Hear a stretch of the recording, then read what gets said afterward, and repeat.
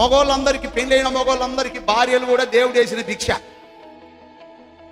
నమ్ముతారా? బైబిల్లో రాయబడింది, భార్య యెహోవా ఇచ్చిన దానము రాయబడింది.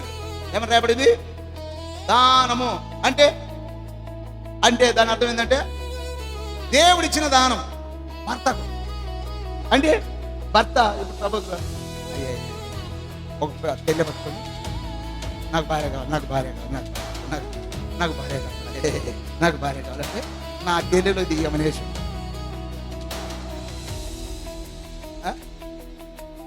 ఆమెనేసింది. నా చెల్లెలు నేను ఎంత జాగ్రత్త చూసుకోవాలా? బాగా ఎంత జాగ్రత్త. దేవుడిచ్చిన దానం అని చెప్పి నేను ఎంత బాగా చూసుకోవాలా? దేవుడిచ్చిన దాన్ని ఎంత బాగా చూసుకోవాలా? ఒక్కొక్కరు ఏదన్నా గిఫ్ట్ ఇస్తే ఎంత బాగా చూసుకుంటుంది.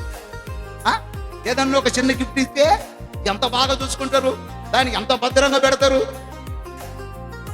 మరి దేవుడే ఇచ్చాడే. మిమ్మల్ని చూసి అంటుంటా, మొగోళ్ళకి వెళ్ళి చూశాను,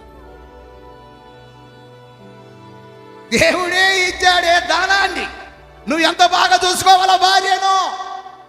వాళ్ళు కూడా అలివిగారులే అన్నా, వాళ్ళు కూడా అలివిగారు అన్న ఒక్కొక్కసారి అంటారా? నేను కాక సంసారం చేయటంలే, నాకు కాక తెలుసుగా అలివేది అలివిగా అని. నిజమేనండి, ఆడోళ్ళు కూడా కొన్ని విషయాలలో కంట్రోల్ తప్పుతారండి. కంట్రోల్ తప్పుతాడు. ఏదో రౌతు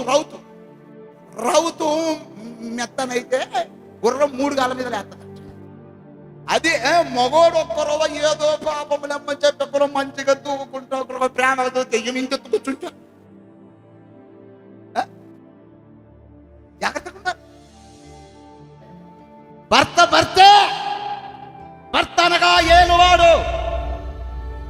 పురుషులారా, అసలు మొట్టమొదటిగా భర్తకు దేవుడు భార్యనిచ్చింది ఎక్కడంటే దేవుని సన్నిధిలో నుండి వచ్చింది. అంటే ఏదేను తోటలో ఉన్నప్పుడు ఏదేను తోటలో ఇచ్చాడు ఆదాముకు అవ్వమను. అంటే నువ్వు ఏం చేయాలంటే మొట్టమొదటిగా భర్త అనబడిన వాడు దేవుని సన్నిధిని కలిగి నువ్వు ఉండాలి. సోదరం చెప్పండి ఒకసారి. దేవుని సన్నిధి కలిగి భర్త ఉన్నప్పుడు అన్ని విధాలుగా కూడా భార్య కూడా అణిగిమణిగి ఉండడానికి అవకాశాలు ఉంటాయి.